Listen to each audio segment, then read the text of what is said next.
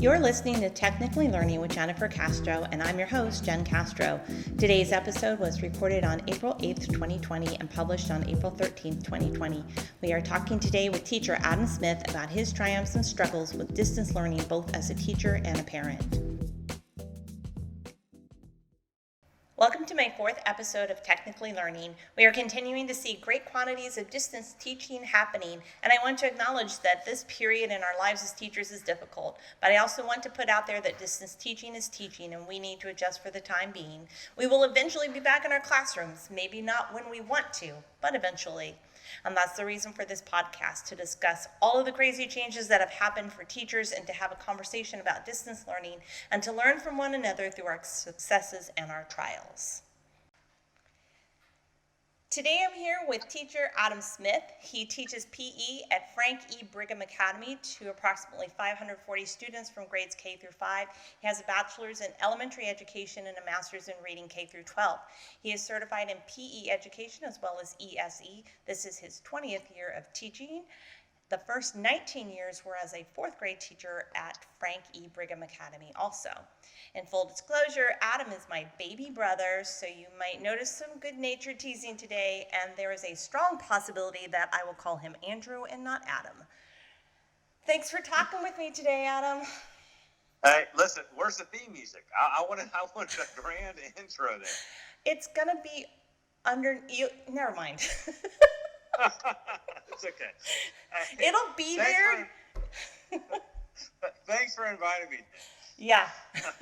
I'm glad to be on your show. Technically, hold on, one more time. I'm regretting this. Technically learning. Technically learning, yes. So, anyway. All right, how are you today, Jim? I'm asking the questions. I'm good. How are you? I'm just so used to interviewing. It's okay. Okay. So I'm gonna jump in with some questions here so as not to get too far off track. Sure. So of course we're in the middle of all of this school closure, coronavirus stuff, and you are now distance teaching. When you found out that you were going to distance teach, what were you most excited about? The opportunity to continue some normalcy for my kids. So my students, I decided to do some online workouts. So I'm actually leading the workouts. Cool. And I thought it would be a great way for my students to be able to see Coach Smith standing in front of them, leading them in exercises just like I do at school. So again, it's a sense of normalcy to them. I know everything's kind of been turned upside down, and I wanted them to have something that they could grab a hold of and know that this is what I'm used to. Right. Maybe not the same thing, but it's still Coach Smith. I still get to see him working out with us and just enjoying the lesson. Right. We always have a good time. Okay. And you had 2 weeks off, correct? So you guys went on spring break, correct? And so when you talk about a return to normalcy, then it was after that 2-week hiatus of teaching or learning, correct? Yes. The first week that we had off was completely off. They were concerned, just virus concerns, didn't know how things were going to go. And then the second week off was our spring break week. Oh, okay. And what were you most worried about when you found out you would be distance teaching? Technology integration is scary. Right. When you're not prepared. Mm-hmm. So I know it can be overwhelming and it can be very intimidating. So the issue for me was I had the idea. I knew what I wanted to do, but it's making it work in the context that is going to be best for the students to view it. So it's me learning trial and error, trying different things, and learning what's going to work best and most efficiently. Okay. How has distance teaching been going for you? So I've really enjoyed it. it has shown me the importance for technology integration in all. So, because if, as you can imagine, if a teacher who, I'm not the most technically diverse gentleman in the world, but I do have some technology integration in my class, even in PE, and I've used multiple technologies throughout my 19 years in fourth grade. So if I'm a little bit a little bit exposed to technology, parents that have not been using it are really not going to be as exposed as I have been, and with the trainings and things of that nature. So I've had a big push for troubleshooting issues, technology issues with parents. That's been my major thing, is the communication piece and getting people back to where they can function normally through the PE courses and the things that I am doing in PE. Okay. And what kind of response have you had from your students? The students love the workout. I get a lot of, "I miss you, Coach Smith," and I wish we could work out together. And so it's kind of, our school is kind of unique, because I see a lot of other schools doing, I don't know if you've had this up there, but where teachers will do like car parades and drive through neighborhoods. Okay, so our school is unique because we are a magnet school, so we draw from all over. So quite literally, you'll know the towns that I'm talking about, but quite literally we draw from Auburndale, which is a good 12, 15 miles one direction. And we draw even students from Lake Wales, which would be a good 20 minutes the other direction, the exact opposite direction. So we draw from a huge circumference. Area. And so it's not really possible. I know a few neighborhoods where like one or two kids live in there, and it's just not something that we're able to do. But I really wish that I could do those sorts of things to be able to see the students, because I miss them as well. And but their response to the workouts have been great. They've given me very positive feedback. The other issues that I'm still working on is sound. So I can imagine working out and trying to demonstrate and show exercises, and I'm actually completing the exercises with them, getting my heart rate up, getting my breathing intensified, and trying to figure out, am I holding this portable mic? Am I putting it somewhere and talking towards that? So that's been some of my challenges, but we're working it out. So students have been great about giving me feedback as well, students and parents. Okay, awesome. And you told me earlier today that you could really get used to this online teaching thing. What's making this such a positive experience? Once you get past the technology struggles that we're having, once you get past that, it's authentic learning. This is, for me, this is teaching the exact skill, getting the exact vocabulary out, getting all of these things to the students. And as a teacher yourself, you'll know what I'm talking about. It's no discipline problems. Yes, exactly. So I am not spending time. Now, I don't have a whole lot of discipline issues. I have a very good rapport with my students. Right. But even if it's just one in a class, just one issue, and it's one time a day, even, let's just say, that's still taking time away from others. Right. That I really want to focus my attention on instructing and making sure that we're doing the correct form and making sure that we're all participating. So I really enjoy the aspect of not having to deal with, behavior issues. Yes, yes. What are you seeing? Are you seeing other people do some amazing things, and what are those things out there? So there are a few PE coaches that I have followed, Mm-hmm. and and I have people my friends at school that will send me things that they hear as well. Right. So some of the other amazing things that I'm hearing are not from anywhere around here, but from one of the ones that I'm following. It's a chalk obstacle course, Nice. and it's in the neighborhood. Oh, So it's set up for the neighborhood to be able to go through this obstacle course, doing these different things. right. Now, what I struggle with is nobody in my neighborhood is at my school. Right. So I find that a little creepy to do that with people I don't really know that well. Right. But I am doing something. I'm hearing from parents. This is the best thing because we finally get to work out as a family, Aw. and so I am really excited about that.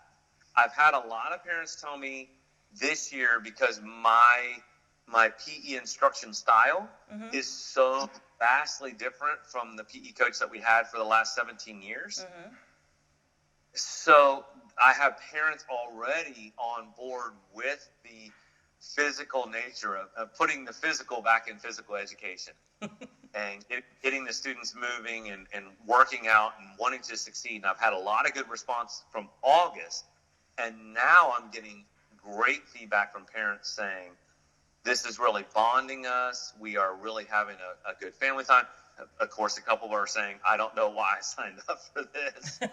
I should have never agreed to these family workouts, but my legs are still sore from the other day. So I'm still getting those, but all in all, it is a wonderful reception, a wonderful experience Mm-hmm. doing this. And to know that I'm still able to impact lives even in a digital way. Right. Well, that's really cool. All right, and I think you told me you're putting these videos up on YouTube. Are there any other technology tools that you're using? So I am. Let me just go back to that. So I've started a YouTube channel. Mm-hmm. My channel is not public. I've just made it unlisted for now, Mm-hmm. and invited my students. Right. And so I have all of my videos uploaded there. But since I have students that have school devices, Right. school iPads, school laptops, the school had a firewall installed to where they can't go on YouTube. They can't get on certain sites. Right. So I've had about 150 of my kids that have school devices Mm-hmm. that aren't able to access those videos. So it's stretching me. So I've learned we are using Microsoft Teams for all of our communication. And then I'm uploading my videos in a YouTube link onto Microsoft Teams. Now it's forced me to use Microsoft Stream.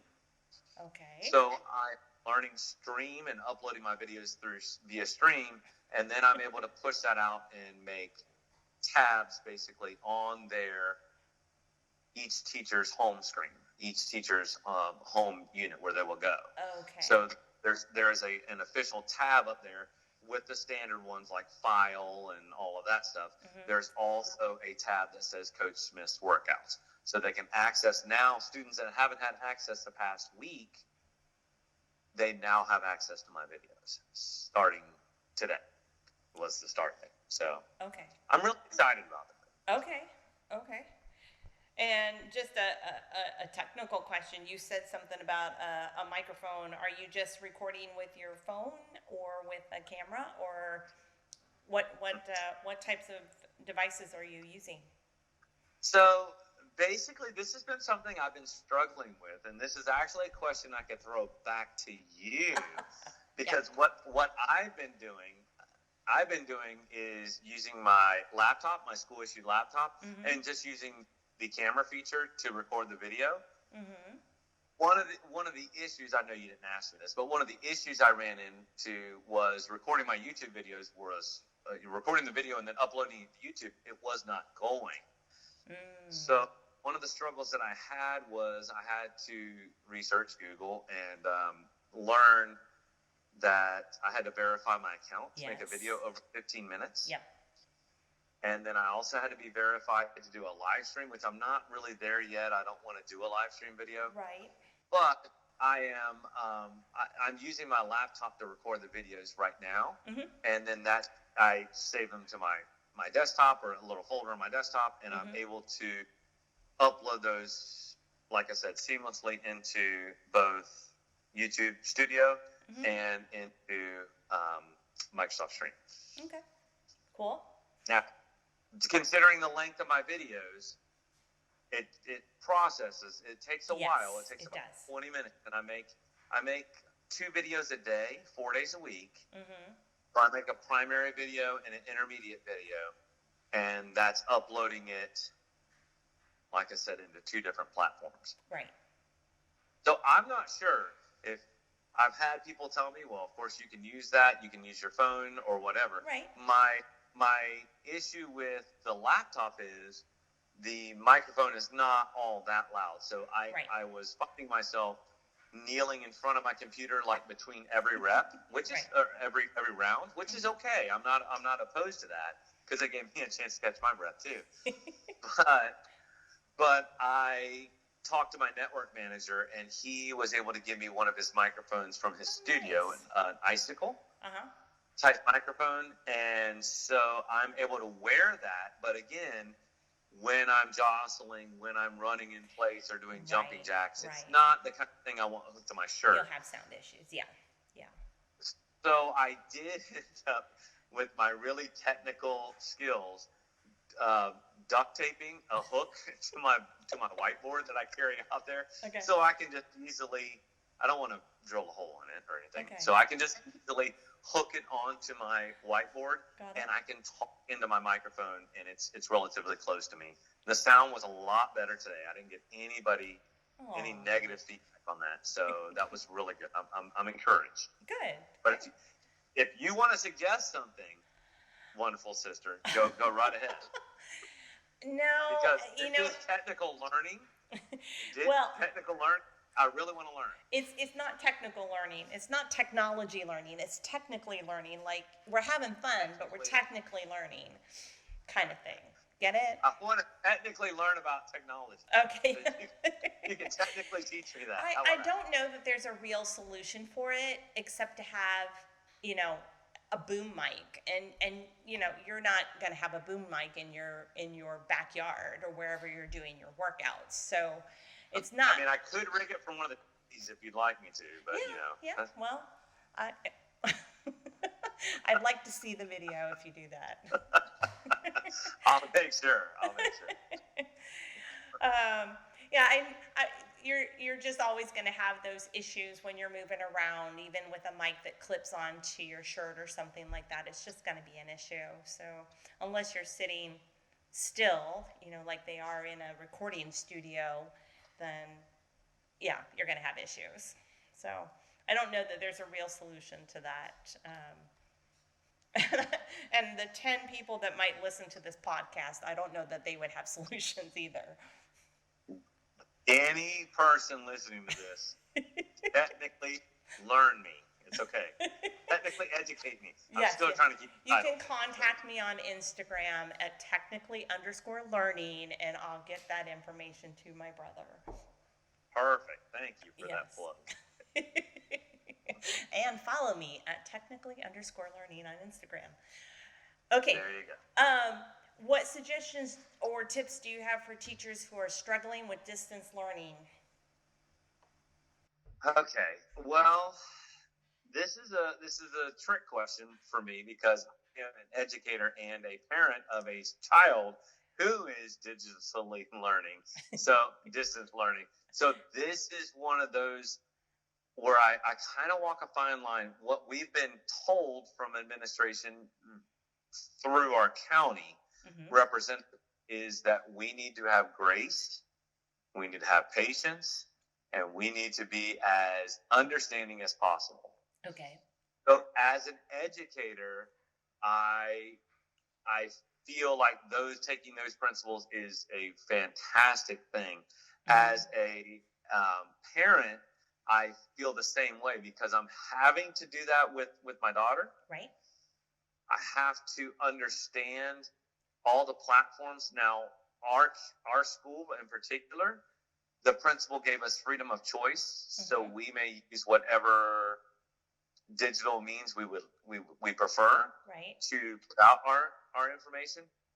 So there is a lot of variety.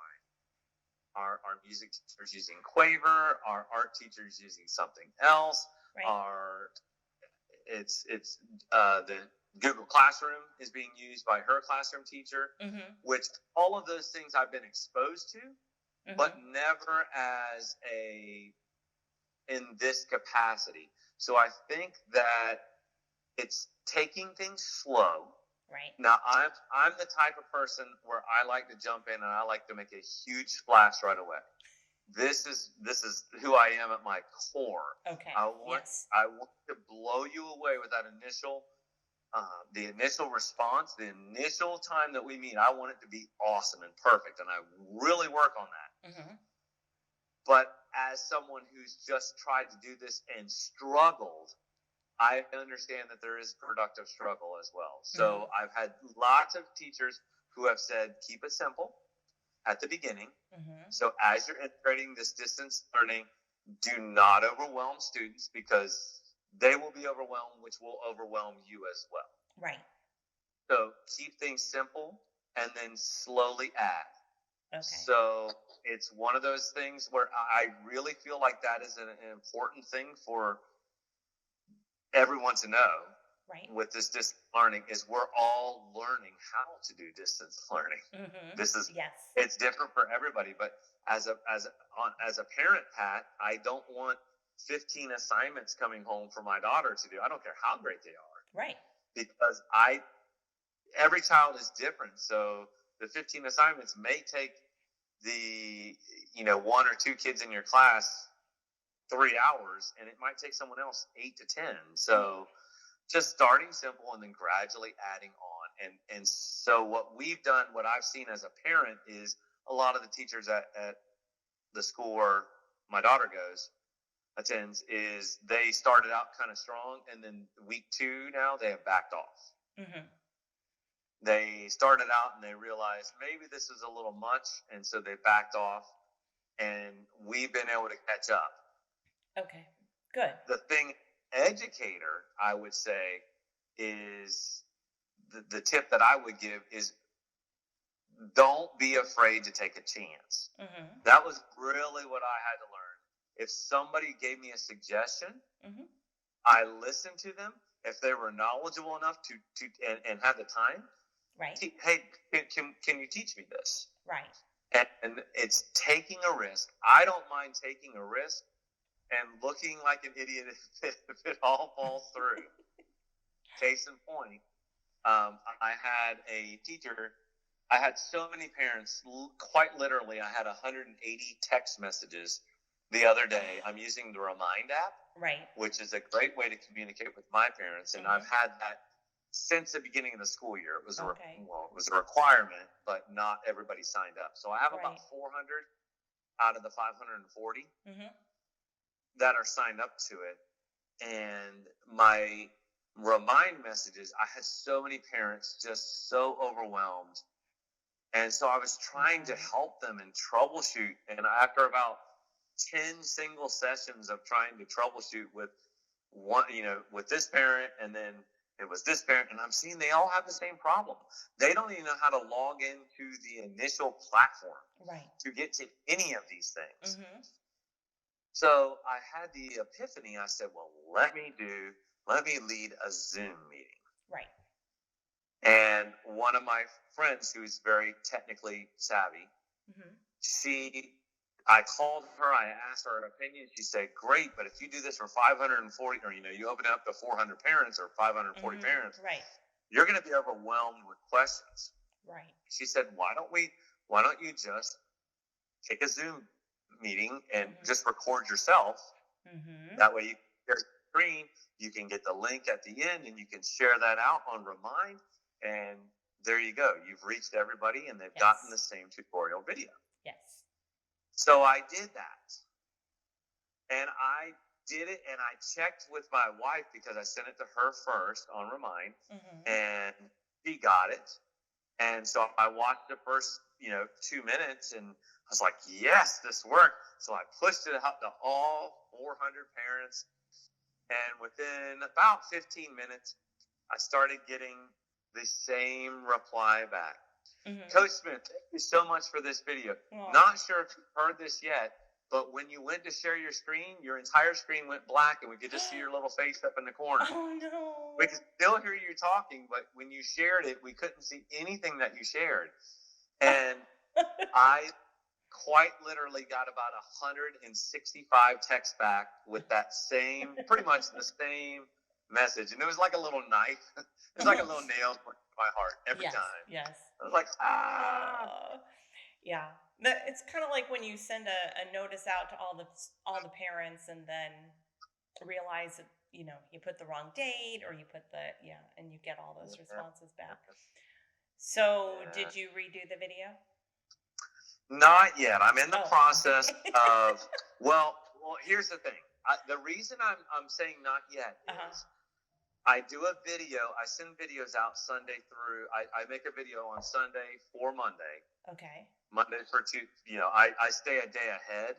So I've just finished my last video of the week. So I want to take this time now and really focus on the people that still have questions. Okay. Because at this point, their classroom teacher, which is the best option to communicate with, has contacted parents. At the end of week 2, if they haven't heard from a student in 3 days, the classroom teacher had to contact parents. Right. And get in contact with them. So if they can get on that device and they can initially get on, then a lot of their questions are going to be answered. Because I was troubleshooting a lot of questions, honestly, that had to do with, I don't know my child's password. I don't know my child's email address. I don't know these things. And so it was a trying, difficult time for especially the first 4 days of distance learning. And now it's kind of smoothed itself out. I still have about 30 texts a day, but that's way better than 180. Right. Literally seeing 180 just causes me stress because I like it to be down really low. Yeah. Don't blame you. What suggestions or tips do you have for students who are struggling with distance learning? Contact. Yes. Communication. Communicate with your teacher, regardless of who it is. And one of the things that I was talking to my wife about was elementary students have a homeroom teacher, and then they have science, music, art, PE. We have a pull-out science lab teacher, and we have a pull-out math lab teacher. Okay. And we also have a pull-out engineering lab teacher. Now, those 3 lab teachers don't assign grades, but they're still giving information out to parents, things that they can do. So that is engineering, math, science, art, music, PE, plus a classroom teacher. That's 7 teachers that they're having to glean information from. Yeah. And I was talking to my wife about middle school. In middle school, it's like 8. You're dealing with 8 different teachers. And I can't imagine the stress level of parents that are still trying to work full time, have multiple kids that are all in school, and trying to figure out who gets a device now. Do I have enough devices for the kids? Our county is not a one-to-one technology type of county. Right. So our school is delivering 1 device per child in the household. Yes. That attend our school. So if there's 4 kids that attend our school, in some cases there is 1 device that is being sent home. And then that device, until I think today was the first day they solved the YouTube issue. Okay. For kids, my advice would be just to communicate with your teacher. Right. I had several students communicate with me saying my videos won't upload. It's blocking me on YouTube because I have a school issued device. And so my thing as a teacher is you always make accommodations. Right. And my thing was, just write down an exercise that you are doing. And if you don't have the PE, the activity log that I created for you in Microsoft Stream, write it on notebook paper. It's okay. We're going to get through this. Okay. So my advice to all students is just to communicate. Don't be frustrated. Don't put it off and say, I'm not going to do it until my technology gets working correctly. Just communicate and we'll work it out. Okay. So, as a parent, you've kind of hit on this already, but are you enjoying having your daughter do online learning? I feel really confident now Okay. that she is learning. Mm-hmm. To be honest, the first day was log on and hold on Oh, okay. for me, because it was log on and get to work for me, and it was log on and have a sense of I had to trust her.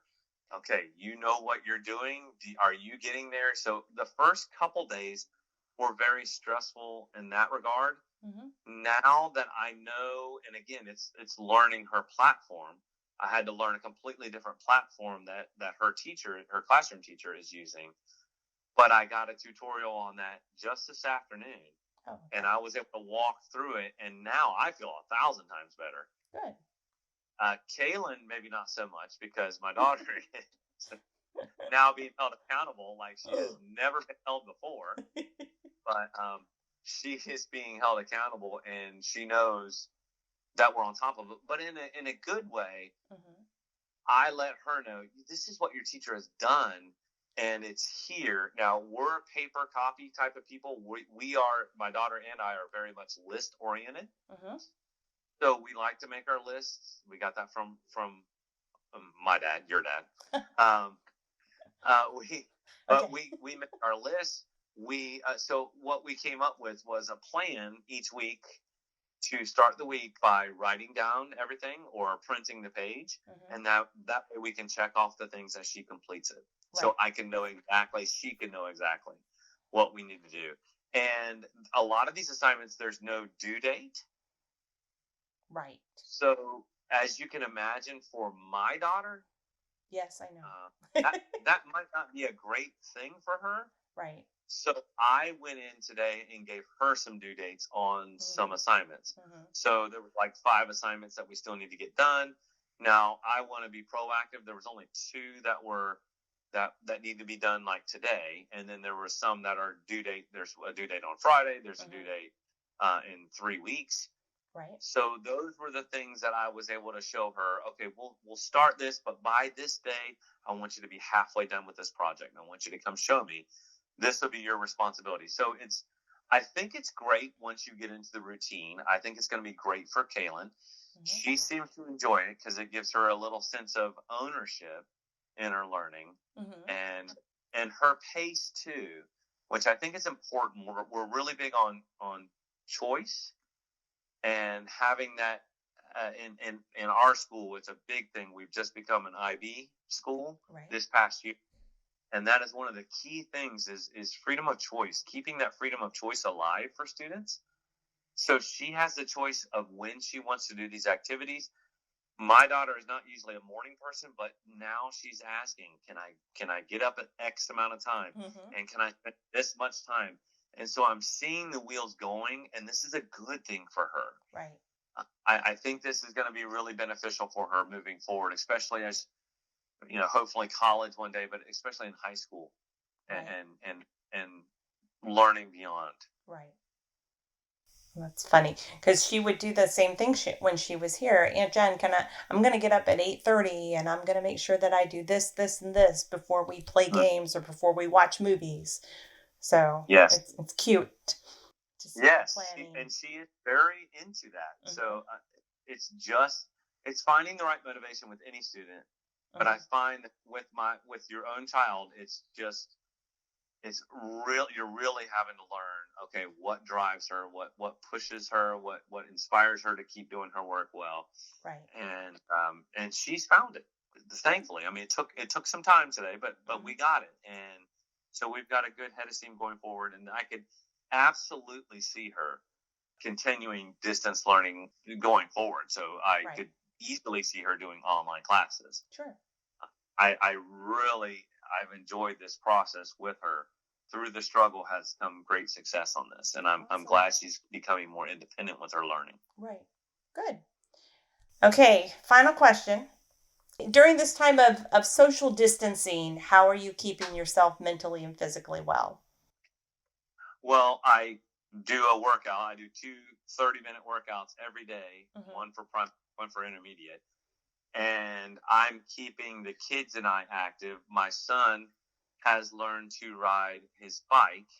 He was doing my son who is 4. Right. He has learned to ride his bike with training wheels, his first big boy bike with training wheels, and he was the kind of Fred Flintstone type of driver for the first Yeah. 4 years, That hurts three your and a feet. half. Yeah. Yes, I mean he would still choose it, I think, but he can go so much faster on this bike, which is what I told him. Right. So it's been great keeping the kids active. Kaylin loves to roller skate, so technically today we've done 4. We went almost half a mile today on bike ride / roller skate Nice. / dad chase after both kids. Yeah. So it's been great. So the physical part of the social distancing, the staying fit has been easy for us because I am that type of guy that just wants to get my kids outside and get them active. Okay. Yeah. But the well-being otherwise, we're eating a lot of our meals in. It's Yep. food preparation. It's getting the shopping done. I've the people at Publix. I've always been the grocery shopper and the meal preparer for my family. My wife is usually gone 3 to 4 nights a week Right. during the school year with her job. So she's out of county at least. Right. And so I'm used to doing the grocery shopping, the meal planning, all that. But the Publix by our house, they are asking me like, "What are you doing here with no kids? Like, I didn't know that you could be without your kids at the grocery store," because I'm always in there with my kids. So I've had to make different choices about that. I don't want to expose them to places where they shouldn't be. Right. So I've left them at home with my wife. We are just trying new things to keep them out of harm's way. And we have been doing a lot of fishing. Oh, okay. I've got 2 kayaks and a boat, and so we are at the point where both kids go out and we go all. I have a 3-person kayak, but the third person has to be pretty small, and so that fits Camden really well. Right. And he can sit kind of in between my legs almost and sit in a spot, and we've learned to fish over each other. I fish over him, or I just help him fish, and it's gone extremely well. They've really become accustomed to just being outdoor and enjoying nature, but not being around a whole lot of people. Right. So that fits in that social distancing. Right. It's been extremely hard for me mentally. Yeah. Because I'm a very social guy. Yes, you are.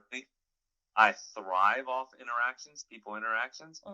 And this has been very difficult for me to adjust. So I've had to do more phone conversations, texting, and just trying to stay up with people in whatever means possible that I can without seeing them. Right. So it's unique. It's unique. Okay. Well, thank you so much for talking with me. Did you have any questions you needed to ask me? No, I am very pleased. Technically learning is just fantastic. Plug away. Okay.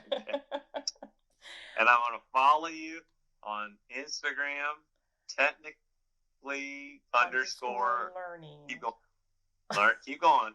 Technically underscore learning. Okay. There you go. Yeah. Should I figure out Instagram? I was going to say, are you even on Instagram?